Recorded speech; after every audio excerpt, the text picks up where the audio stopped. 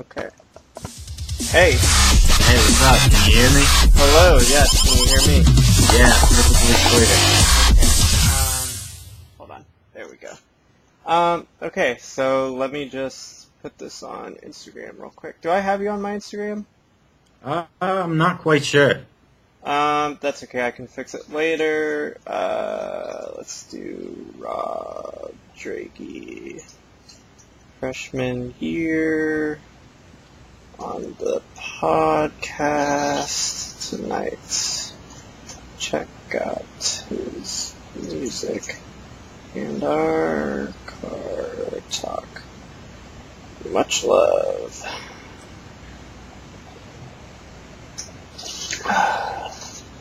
Okay, it's good. Boom. Boom. Leave a message. Leave a freaking message. So, Rob Droege, this is a very special podcast that we're going to be doing. We've known each other since our sophomore or junior year of high school. I'd say sophomore. Sophomore year? Yeah, it had to have been. Was it? Yeah, it was sophomore year. So, Rob is a good friend of mine, and he is an entrepreneur, even though he does work a 9-to-5 job like I do, even though his shifts are a little longer because he works at a dealership, which we'll be talking about. But first, we are going to talk about your music because that is very important and good promotion. So go ahead, man, if you want to discuss anything about your music, and I'm sure people will listen, and we can talk about the album you dropped, maybe where you started before you started doing hip-hop. Oh, where should I begin? If you ramble off questions, I'll just go with my God. Okay, well, dude, that's fine.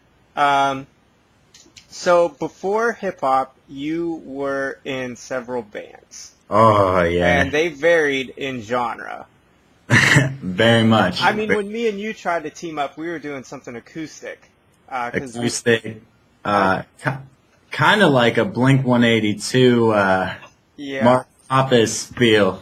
Yeah, exactly. Did you play guitar? I can't remember. Did you play? I mean, I tried. I dabbled, but it wasn't. Dabbled in the fun. Anything really picked up on. That's okay. I'm self-taught, and I'm also self-sucking at it as well, so that's okay.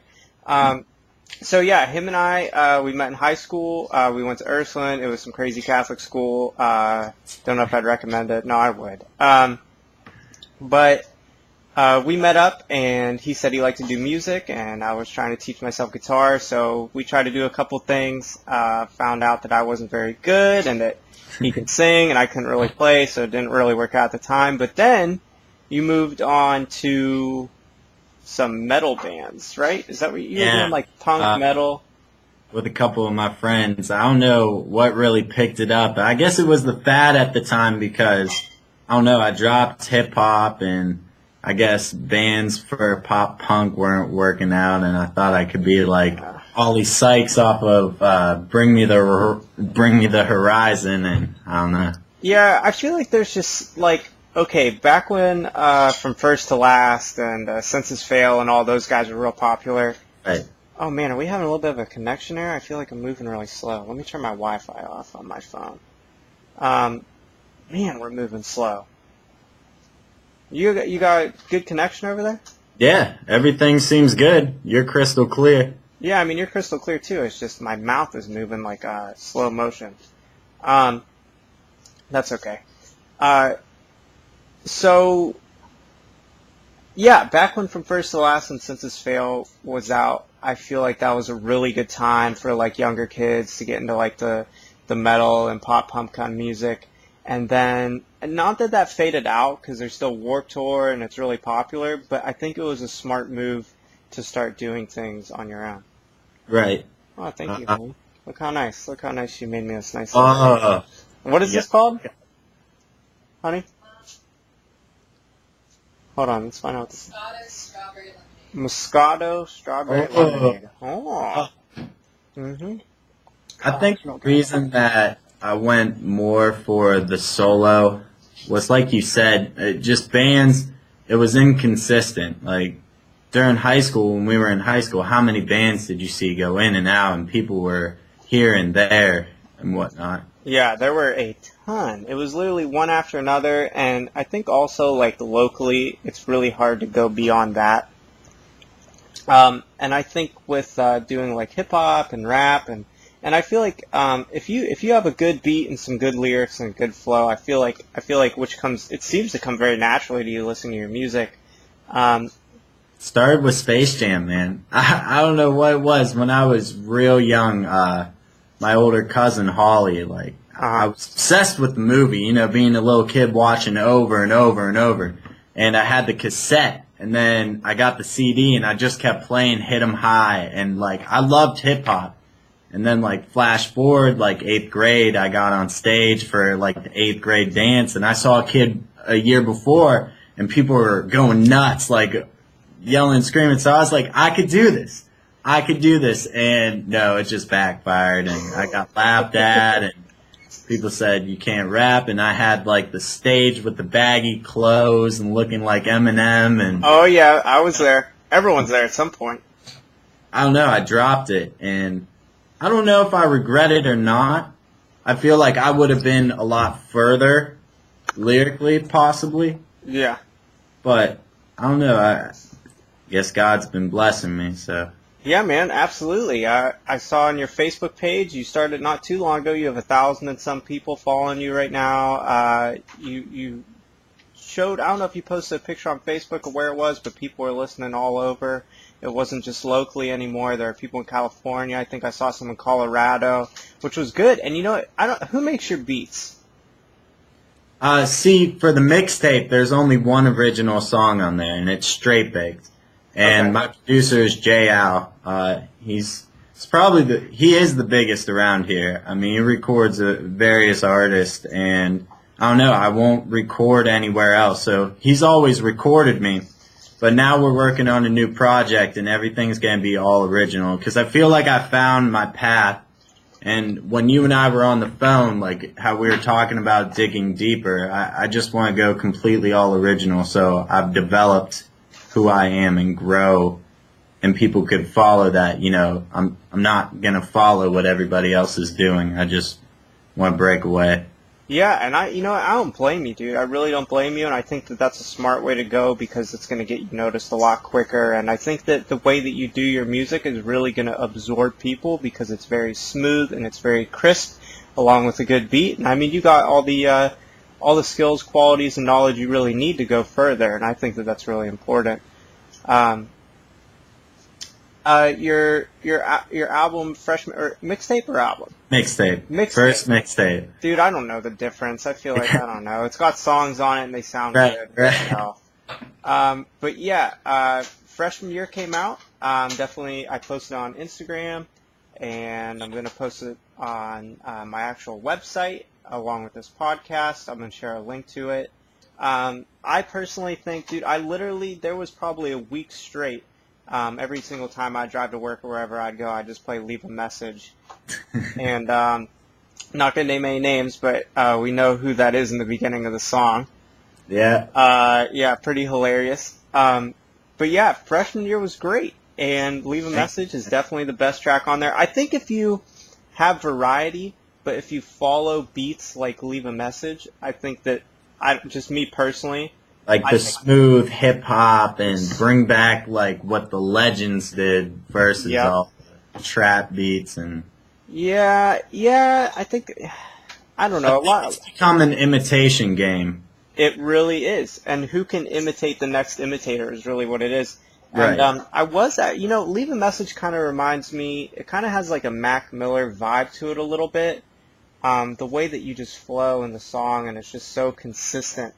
And the beat behind it that backs it up is just a really, really crisp, clean, smooth track. And I think that if you make a good number of your songs like that, I feel like it's really going to catch on to people because it gives you like, I don't know, it just gives you a good vibe, and you can kind of, like, you can do multiple things while listening to it. You can either relax to it, you can have a good time listening to it, you can feel upbeat listening to it, you can really dig deep and listen to the lyrics and really have like a passion for the song. I mean, you could just look at it in so many different ways, and it just fits so many different situations, lyrically and with the beat, that I think that people will really enjoy listening to that. see, what I want to do with this new project is kind of like, I want to be able to have a beat that when the beat alone just makes you feel a certain way. And I was telling my producer this, that I really want to work to the point where it's so lyrical that between him and I with the beat and the emotion that I put into it, before we even do music videos, that I painted that for you. Before you even seen it. Like, I saw this music video before you guys even made it. Like, Right. I had the emotion. My heart was beating to that beat, or, you know, I tasted like what you were saying there. I felt that. I smelled that, you know. Right, I want exactly. to the point where I paint you pictures. Like, if you close your eyes, I want to be able to get to the point where I paint you a solid picture. And I take you to a place. The Leonardo da Vinci of the rap game. So if you could just explain a little bit, like, how does it go down? How do you get into the process and the mindset and the preparation before you actually create a song, and then when you go into the studio to actually record? Like, what are the steps? For this project or the project going forward? Because there's a little bit of a difference, Mike. That's fine, either. For, say, this project, because I touched Legends beats. Like, I dared to touch Nas, Whose World Is This? And Oh, yeah, that was good. basically, okay, we'll go to Leave a Message, because Leave a Message is your favorite. I heard this beat online, and I don't know, the beat just captured me, and I loved the beat. And I didn't even know what to do with it, but I knew that I loved it. And then, you know, I kept getting all these prank phone calls, and it was just getting annoying. And then finally, I had it. Like, I had it with it, and I saw this voicemail, and I went into the studio, and I said, J-Al, I want to record this voicemail on here. And we just held the phone up to the mic and recorded the voicemail. And then I went back and I sat there and I was like, this is personal. And I put so much passion. And basically what I do is, I don't know if I write similar to other people, but I'll actually like freestyle it to the beat. And not that I freestyle everything and it's from the top of my mind, but the first couple lines, if I like it, like I freestyled it, I'll jot it down, and then I just go over it again and again to the point where the flow is just impeccable and on timing. And it is. It really is. Every song I try to perfect it to, like, when you hear like a snare, like I hit and punch that snare right then and there. Yeah, that's what I like when I listen to it. Is it's not like the beat comes in and you rhyme, and then you say something. And then the beat comes in, and then you rhyme, and then you say something. I like that there's a variety. Like, you kind of skip around how you rhyme your lyrics to the beats, so it's not just like the same, like, flow, like, blah, blah, blah, rhyme, blah, blah, blah, rhyme. It's like, da, da, da, da, da, da, rhyme. You know what I mean? It varies, and it jumps all over the place, and I think that that's what really grabs attention and separates and differentiates those that are okay at it and those that have a gift to do it. I feel like for the people the artists, and I have respect for every single artist that does it, because I'm no better than anybody else. I'm just doing the same thing, you know. I'm trying to attain the dream that everybody wants.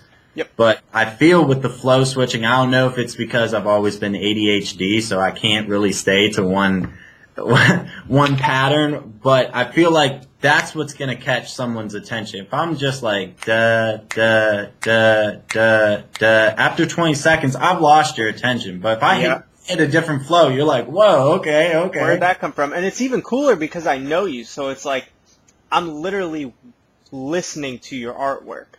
So it's even cooler because I sit there and listen, and I remember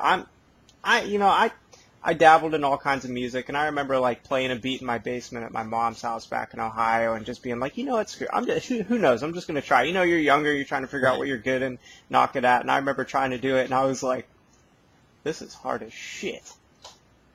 This is literally hard as shit, and I couldn't do it. So when I hear you doing it, I'm just like mind blown because it's just something I can't do. I have a friend that when we were in the 4th grade, what did he do?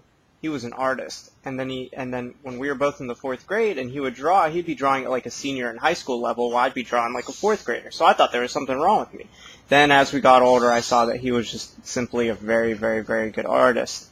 And so to me, when I know someone and I watch them do, perform, record artwork, it's really, really, really, really, I guess, like touching in a way, because it's something that I can't do that they can do. So it's really influential, and especially when you know someone personally. I feel like your biggest fans will always be the people that know you personally, because they'll know your background, they'll know your history, they'll know your story. They've seen, and they're the ones that, if you're real with your art, especially because a lot of people are like, who's fake when they're rapping, who's being real, like, I think it makes it all the better for people that know me, such as yourself, because more in this new project, you'll see I'm going to talk more about the past and everything, and people can relate, like, oh, I knew him when this was happening. Yeah.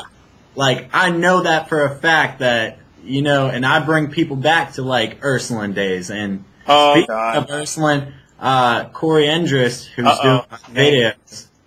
Oh, is he cool? Is he cool with that? Oh, yeah. Oh, okay, He's no problem. He's doing my videos for me.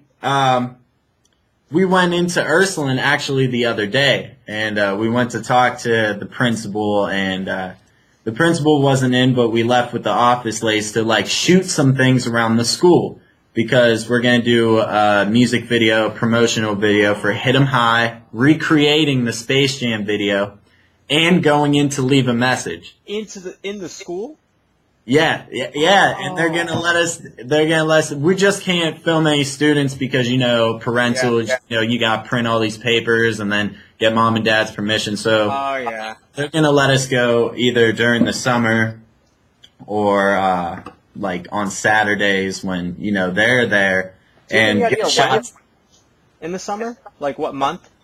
We're trying to do this all within this month and next month, because, the mixtape hardcover drop, we're doing a release party at Susie's downtown in Youngstown. Okay. And we're going to be filming there, and I'm just so excited for this video. That's going to be really amazing. You should get my brother and my brother Ian. Yeah,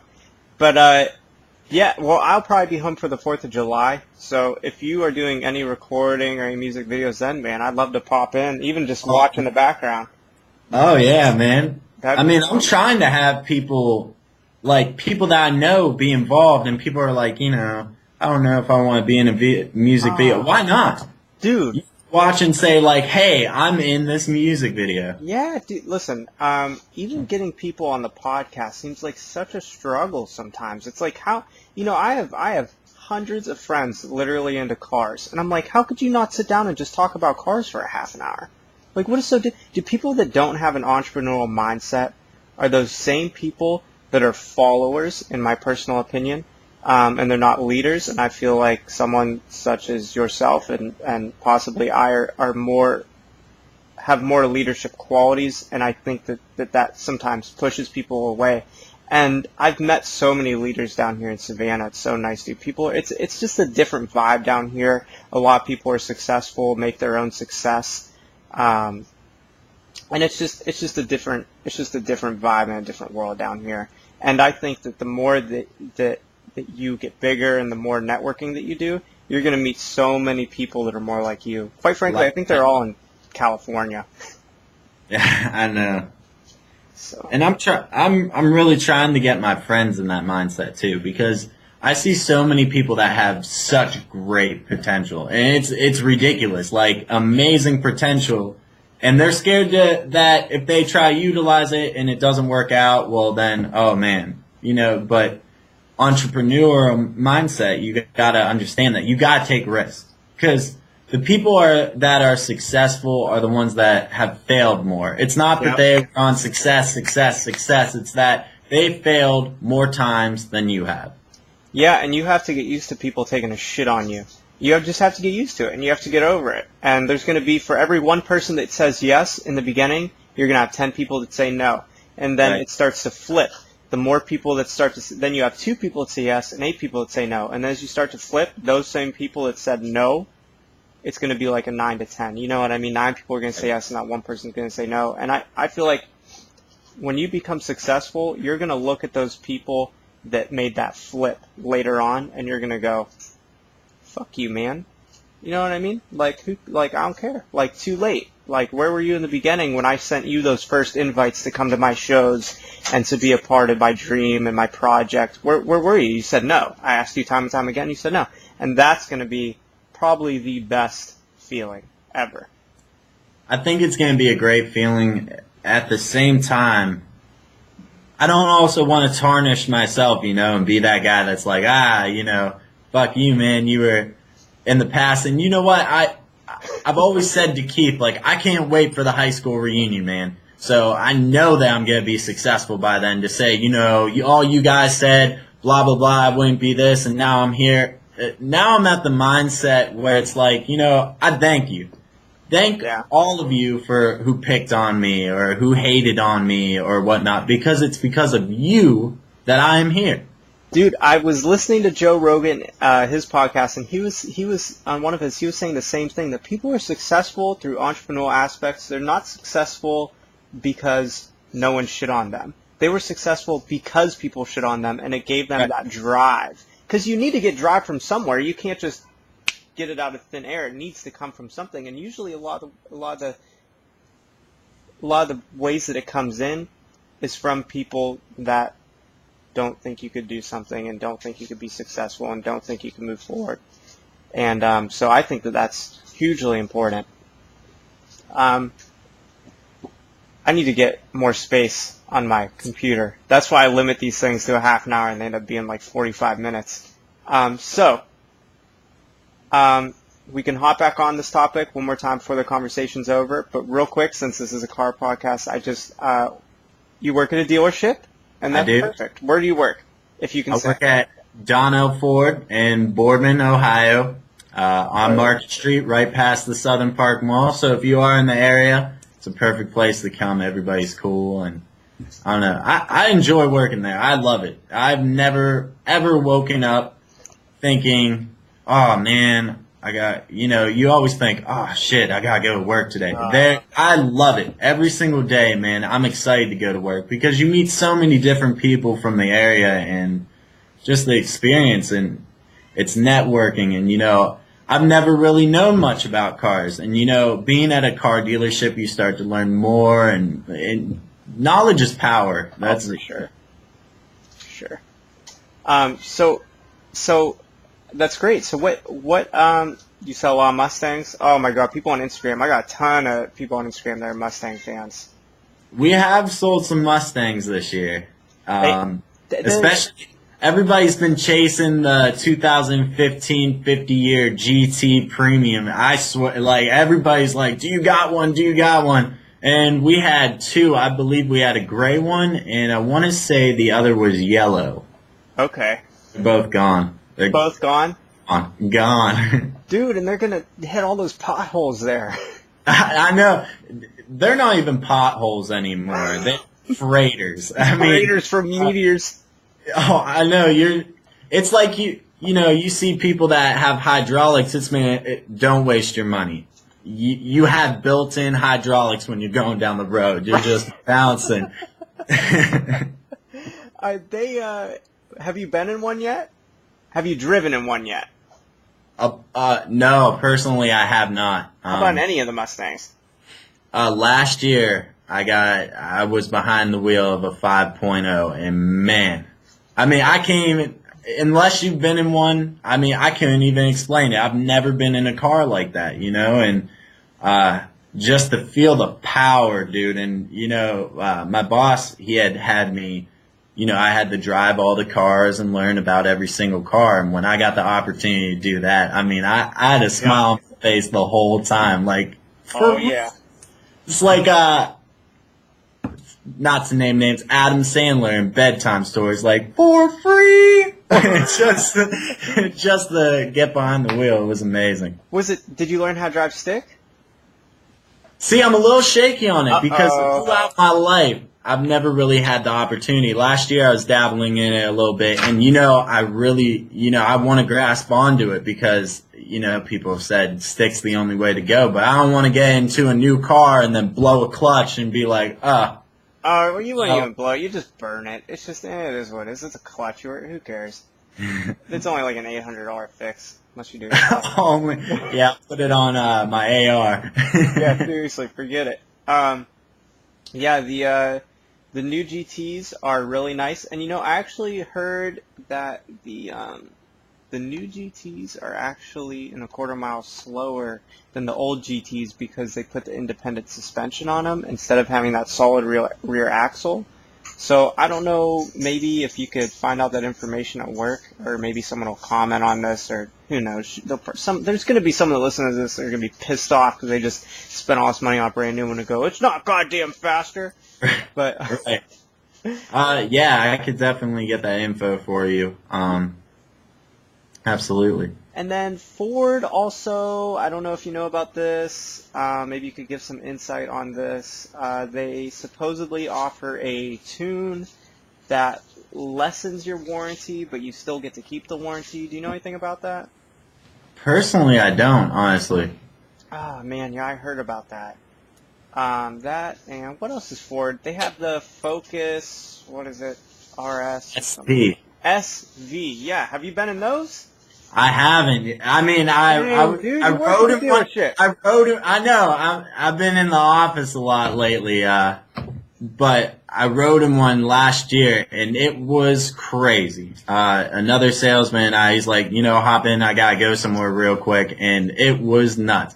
I've never, at first I looked at Focuses like, man, I'm not really about them. They're small. I'm 6'2". I can't really fit in them, and when I was sitting in one of those, it blew me away. I was like, I'll never look at a Focus the same. It's that turbo fuel. My buddy, not naming any names again, but my buddy down here, well, he's kind of my buddy. He's an acquaintance. I see him, comes into my work once in a while. He has one of the new Focuses, and he swears by them. He loves it. We were talking about some mods he was going to get. They're really nice. You know what? Honestly, I think that they need to just keep sports cars, and regular cars. But for what it is, it's super nice. It's got a nice interior. It's got the Ford My Touch, I think. It's boosted. Ford offers the tune. I mean, it's nice. What else does Ford? They have the Raptor, but that's a truck. They have the Mustang. They have the Focus. They're bringing back the Ford GT. The Explorer, the Edge, the Escape. I'm talking about the sports cars, though. But the Ford Explorer Sports are decently quick. A buddy of mine bought one, and it is pretty ridiculous for an SUV. You know what else is the new Edge. Really?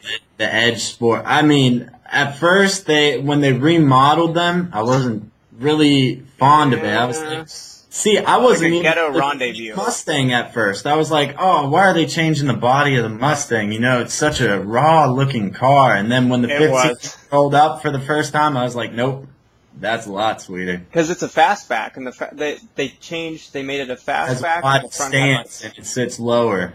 Mm-hmm. Yeah, and I think the tires are staggered too. I think you have bigger tires in the back than you do the front. That's how my car's set up, and I love that look.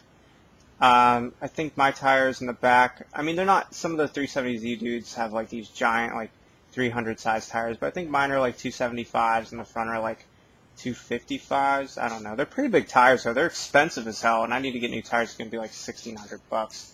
My girlfriend's Your car is pretty clean, I must say.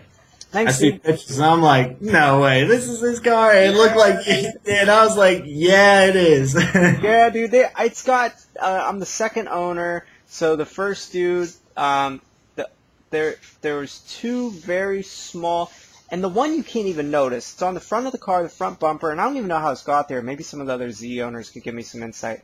But it's got like a tiny little line that goes up the front. It almost looks like the clear coat got meshed a little bit.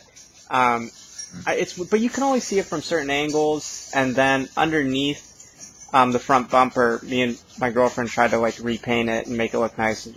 She did a better job on her side. My side looks like dog shit. Her side looks really nice. And but that's it though. But other than that, I mean, it's a pretty clean car. She just got a brand new Genesis Coupe 3.8 2015. It's a 6-speed. It's fast. It's nice. I don't know if you know anything about the Genesis Coupes, but they're pretty wicked.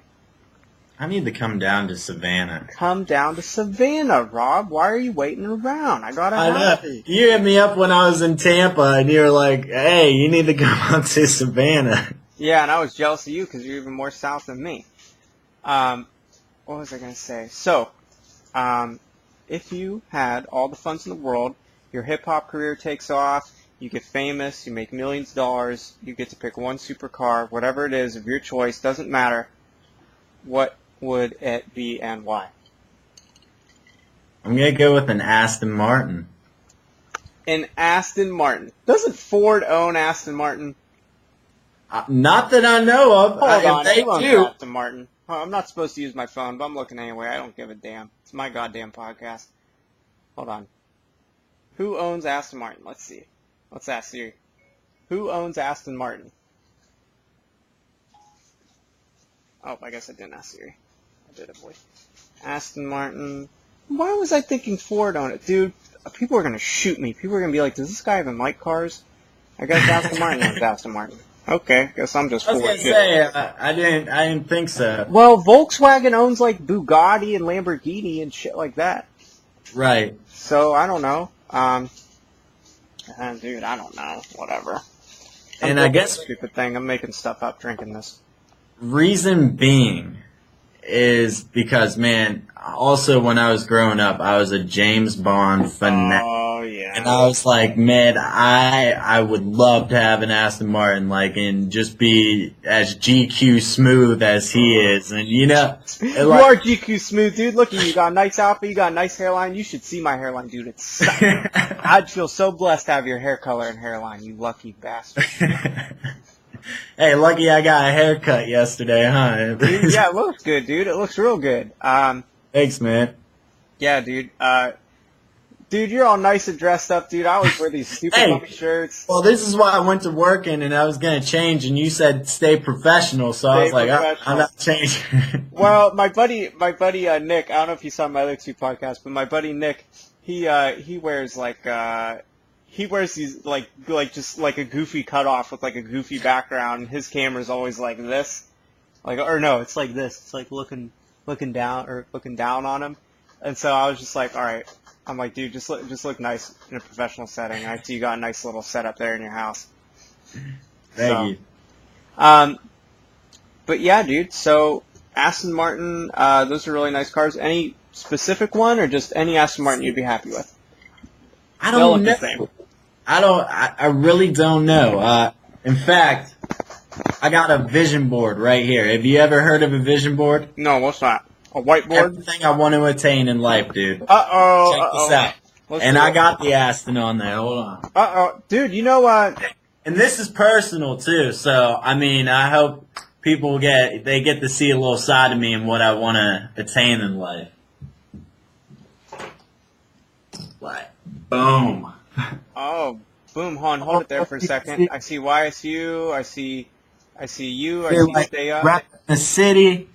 There's the Aston. I want Wait, this where's one. the Aston at? I don't see it. Wait. Let's see. Oh, there it is. Now I see it. Back it up. There it is.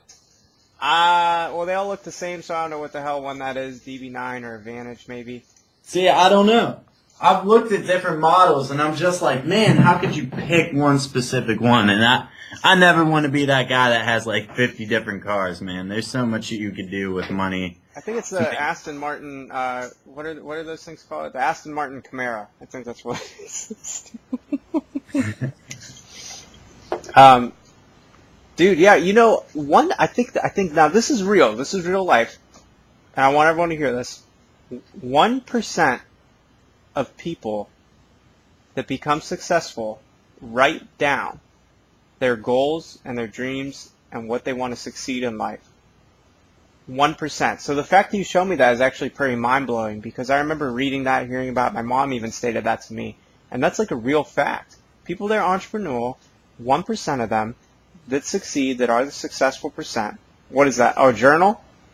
This is my journal, dude. This goes everywhere with me, man. This is life. This is is my vision all in one. Like, I got stuff on this board that, like, represents that I look at every morning, and I'm like, That's good. It's what I'm going to attain, but... Get that Aston Martin. Give me one, too, when you get famous. I'll take one. Hey, but you got to pay my insurance, so I can't afford that shit just yet. All right. Well, what time are we at here? 34 minutes. Almost 35. I'm going to wrap this bad boy up. It's going to be on tonight or tomorrow. I'm not sure yet. Right. I'm going to tag you in it. Get me on Facebook, anything_exotic. You can also check out my website, anythingexoticpodcast.com. Dude, I want to thank you again for being on here. I hope it gets you some good promotion. I hope people get to see a side of you that they might normally not get to see. And anyone who already knows you, they'll just listen along and enjoy the ride. And keep in touch with me. Give me a call. Let me know what's going on with the new project. Keep me posted. Send me demos. I want to hear it. And, dude, you'll be successful, man. No doubt. Thank you, man. Thank you. And you already are successful. Thank you. Hey, success is a journey, bro, not a destination. So you're right. I just don't know what I'm going to be successful doing yet. I don't know. Maybe it's going to be buying homes and reselling them or doing podcasts or being a stripper. Yeah, maybe it's this right here. It could be. Dude, it could be podcasts. You never know, dude. Like you're doing interviews right now. It could be this. Dude, I really hope so. It's hard, though, dude. Real quick before we get off here. It's hard, dude. There was a couple car dudes on YouTube that I was really into, and I support all their videos. And I know that they probably get 1 billion messages a day, and I'm sure you felt this way before. But I literally sent them messages, and I'm like, hey, you guys want to do the podcast? And they were like, not right now. Thanks for the invite. And some of the dudes didn't even message me back. I was like, man, that's really ridiculous. Like, you really can't talk with me for a half an hour on cars and just let me record it. Like, come on. Get the fuck out of here. Suck my cock, you faggots. I was probably the worst pick to talk about cars. I mean, dude, I don't even give a damn. You know why? Because I hope people enjoy listening to you about your music, and it's good promotion for you. And guess what? It's good ass karma for both of us. Yeah, it is. So, yeah, man. I feel like there was one more thing I wanted to say. I can't remember what it was though. It was something about your music. That's okay. If I remember, I'll just text it to you. Okay. So, all right, man, dude. Thank you for being on here. Hey, thank you for having me, man. Rob Droege, check him out. Freshman year, his mixtape just dropped not that long ago. He's working on a new project. Everyone, make sure you check him out. Get out. He's on my Anything Exotic podcast site on Facebook. He's on SoundCloud as well. I don't know what else you're on. iTunes, maybe. I don't know. Not yet. Not yet. Mixtape's free, so I didn't want to. Mixtape is free $99. It means it costs you nothing. Go fucking get it, you douchebags. It's free. As free as can be. Free as can be. So, all right, man. Again, thank you. I'm going to text you as soon as we get off here. All right. Thank you. Stay up. All right, man. You stay up, too. Later, dude. Thank you.